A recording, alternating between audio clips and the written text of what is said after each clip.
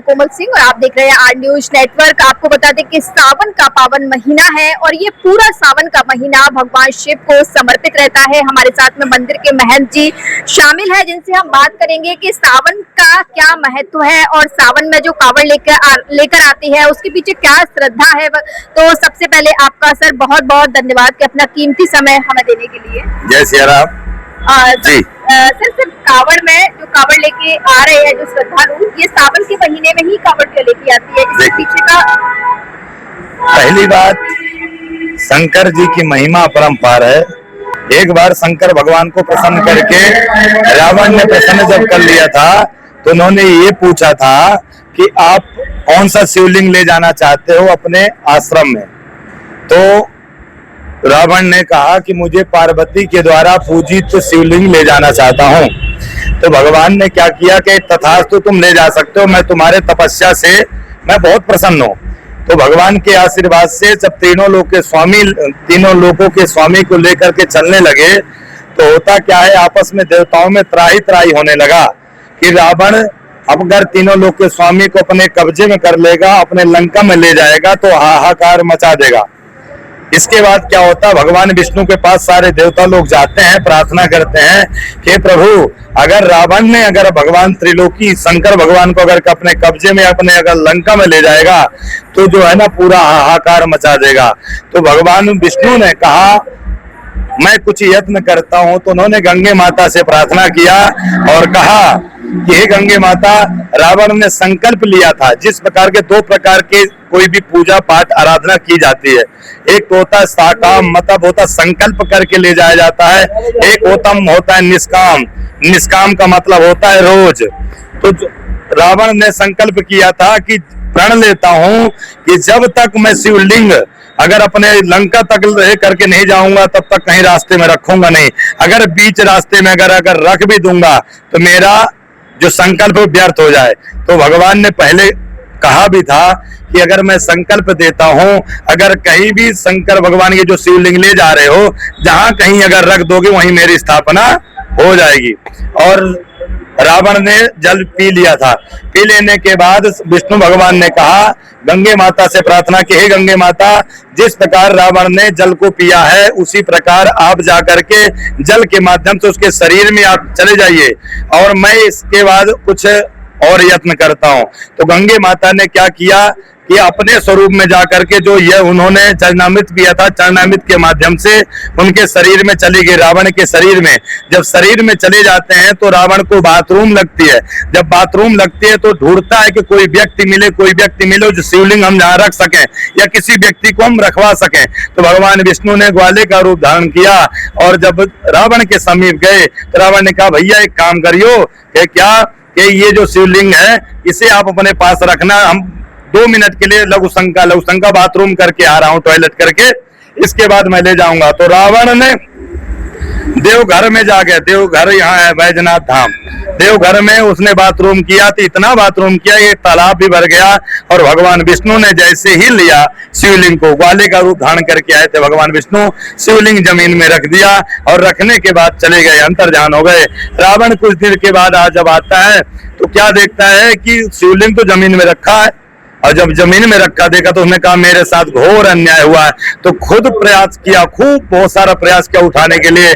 फिर जब शंकर भगवान उठे नहीं तो अंगूठे से दबा दिया और दबाने के बाद शंकर भगवान जब प्रकट हो जाते हैं कि बस मैंने कहा था ना कि संकल्प लिया अगर कहीं रख दोगे तो वहीं मेरी स्थापना हो जाएगी, तो इसलिए अब तुम कहीं उठा नहीं सकते। तो कहे प्रभु मैं क्या करूं, ऐसा कुछ तप या पूजा पाठ कहिए जिससे पूर्ण फल प्राप्त होवे और सबकी मनोकामना, हमारी मनोकामना पूरी हो।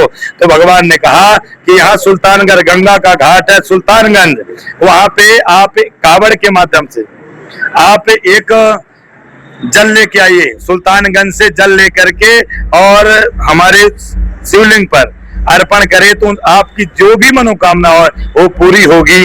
तभी से रावण ने श्री गणेश किया था।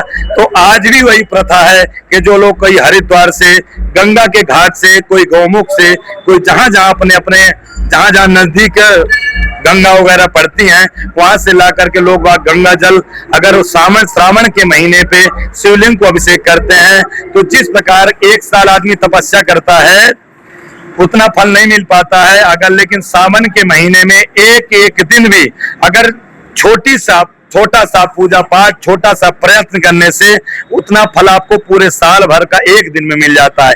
इसलिए श्रावण महीना भगवान शंकर का स्पेशलिस्ट दिन है। जिस प्रकार से एक व्यक्ति का एक जन्मदिन होता है, जैसे 10 तारीख, 11 तारीख, 12 तारीख, उसी प्रकार भगवान शंकर का इसमें शंकर और पार्वती का मिलान हुआ था, वैवाहिक जीवन हुआ था। इसलिए एक महीना पहले, एक महीना के बाद तो नहीं, लेकिन 15 दिन, 15 दूना 30, एक महीना उनका वैवाहिक जीवन का उल्लास किया जाता है। और उसी समय भगवान शंकर की आराधना अगर करते हैं तो सबकी मनोकामना पूरी होती है, मन इच्छित कामना पूरी होती है। सावन के बाद सोमवार होती है और सोमवार को व्रत रखती है और शिव जी की पूजा करती है, तो श्रद्धालुओं को लिए जो शिव जी की पूजा करती है सोमवार के दिन, उस दिन किन किन चीजों का विशेष ध्यान रखना चाहिए और किस तरीके से शिव जी का जलाभिषेक करना चाहिए? जी, एक्चुअली क्या होता है, भगवान की आराधना करने जितने पवित्र भावना से हम करते हैं उतने भगवान प्रसन्न होते हैं। कहते हैं जाकी रही भावना जैसी प्रभु मुहूर्त देखी तिन तैसी। जिनकी जैसी भावना होती भगवान उसी प्रकार से प्रसन्न हो जाते हैं। जैसे आप मंदिर में जाते हैं, शंकर भगवान के मंदिर में जाते हैं और कहते हैं मेरे भगवान हैं, मेरे गुरु हैं, मेरे सर्वस्व हैं, तुमेव माता च पिता तुमेवा, तुमेव बंधु च सखा तुमेवा।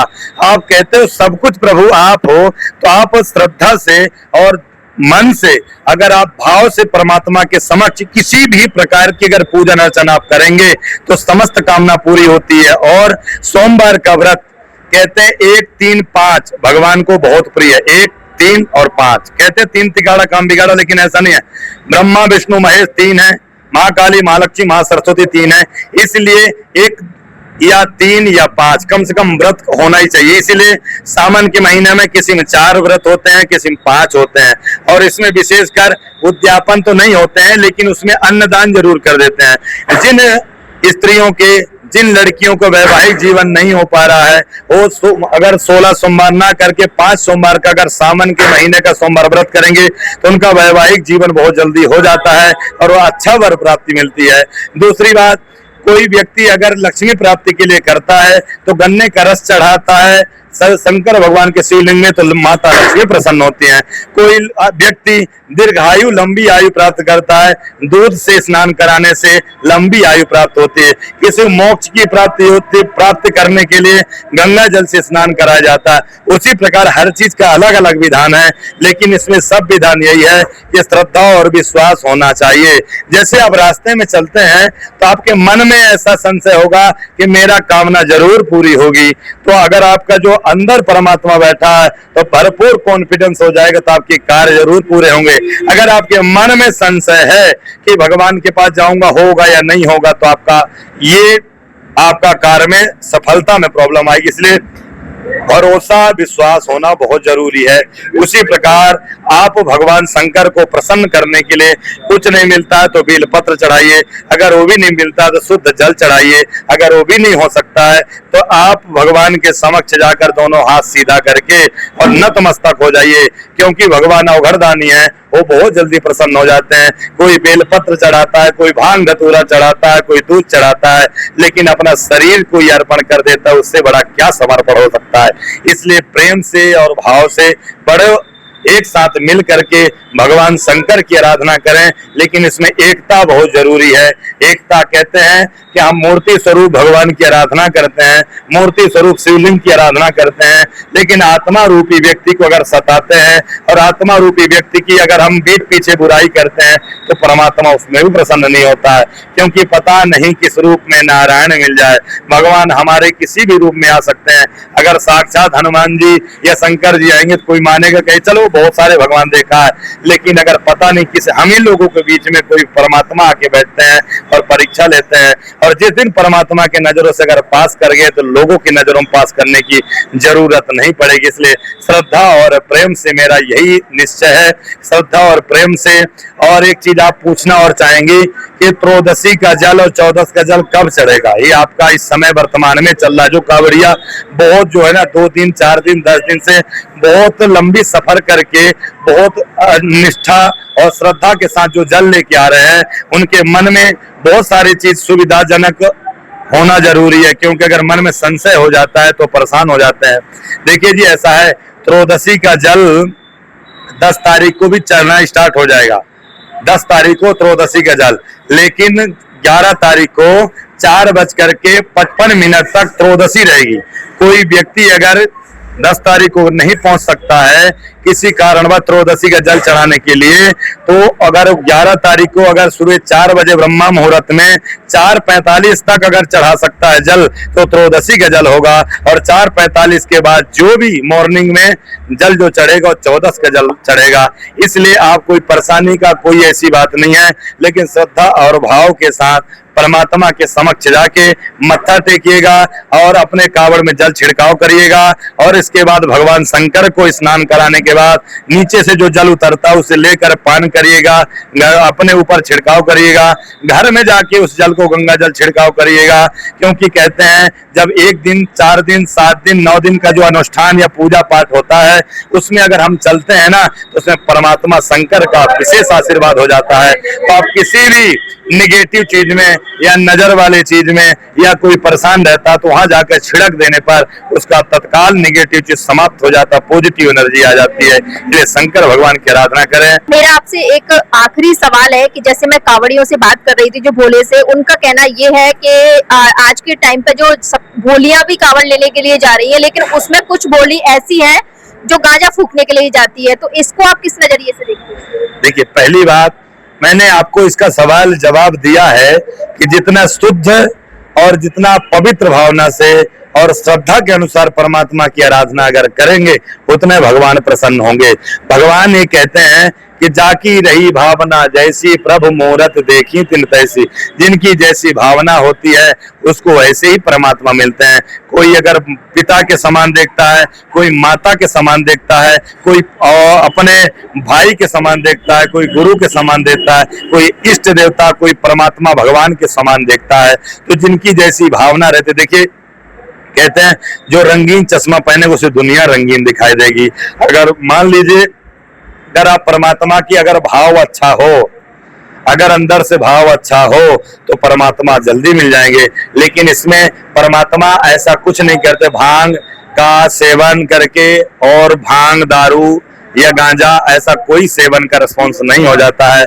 आप लोग परमात्मा को बदनाम या पोजीशन ऐसा ना करें, क्योंकि हमारे शंकर भगवान कहीं भी हमारे इसमें नहीं लिखा है कि हमारे भांग फूकते थे या ऐसे करके चिलम चढ़ाते थे। उसमें ये है कि पहले जैसे नागा साधु सन्यासी लोग जंगल में तपस्या करते थे, तो लेकिन ये रोड में जगह जगह चल करके, जगह जगह शिविर में जाके, जगह जगह लोगों को विपरीत अवस्था करके किसी को परेशानी का रिस्पॉन्स नहीं देते थे। इसलिए अगर कोई आदमी अगर गांजा या ऐसा कोई नशा या पदार्थ करता उसमें बचे रहें, क्योंकि आपका सारा दिन जो है ना आप नशे में आप गुजार सकते हैं। गांजा वगैरह जो भी होता है तो आप उसमें कर सकते हैं, लेकिन परमात्मा की अगर भक्ति या कावड़ उठाए हैं, जल उठाया आपने, तो पवित्र भावना से जितना आप करेंगे भगवान उतना प्रसन्न होगा। नहीं तो अगर आप उसी चीज को दुराचार के माध्यम से अगर करेंगे तो परमात्मा आशीर्वाद नहीं देता है। इसलिए मेरा यही धारणा है कि आप शुद्ध और सात्विक वातावरण बनाते हुए अपने जीवन को भगवान का आशीर्वाद प्राप्त करने के लिए शुद्ध परमात्मा की आराधना करें। और जितना जितना शुद्ध रहेंगे, जितना आपका भाव रहेगा, जितनी आपका भावना जगेगी, उतना भगवान भोलेनाथ प्रसन्न होते हैं। इसीलिए हम आपको यही लास्ट में सलाह देता हूँ कि आप भाव और प्रेम के अनुसार परमात्मा की सेवा करें और किसी कावड़िया का, किसी व्यक्ति को, कोई भी व्यक्ति हो उसका दुर्व्यवहार ना करें। अगर कोई सामने वाला दुर्व्यवहार भी करता है तो उसे अच्छे से बात करें, क्योंकि शराबी और बिना शराबी में अगर आपका दोनों झगड़ा करते हैं तो आप में दोनों में फर्क नहीं होता है।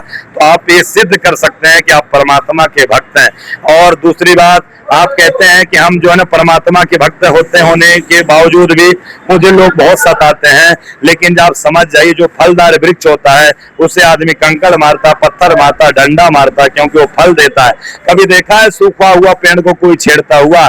उसी प्रकार आप अपने घर में, अपने कारोबार में परमात्मा की भक्ति और सब जगह संपन्न होते हैं तो आप लोग भी आपको सताएंगे। इसलिए परेशानी की बात नहीं होती है। और झुकता वही होता है जो फलदार वृक्ष होता है, और झुके या ना झुके, जिसके पास फल या पत्ते ना हो वो झुके या ना झुके, उससे कोई फर्क नहीं पड़ता है।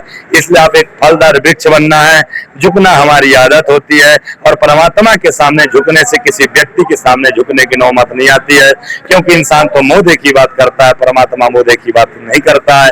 इसलिए बहुत अच्छी बात आपने पूछा है। आप सभी कांवड़ियों की महाशिवरात्रि की बहुत बहुत शुभकामनाएं। और हम यही काम सिद्धपीठ हनुमान मंदिर सेवा समिति असालत नगर मंदिर का एक छोटा सा सेवक होने के बावजूद मैं आप लोगों से यही बार बार अनुरोध करूंगा कि आप लोग श्रद्धा और विश्वास के साथ, भावना के साथ आप परमात्मा की सेवा करें, तो परमात्मा जल्दी आपको प्रसन्न हो कि आपकी सारी मनोकामना पूरी करेंगे। तो ये थे हमारे साथ मंदिर के महंत, जिन्होंने आपको कि सावन के महीने में जो कांवड़िया कांवड़ लेके आ रहे हैं, शिव जी को कब जलाभिषेक करना है, सारी कंफ्यूजन जो भी आपकी थी वो सारी दूर कर दी है। मेरे सहयोगी बॉबी के साथ मैं हूं कोमल सिंह।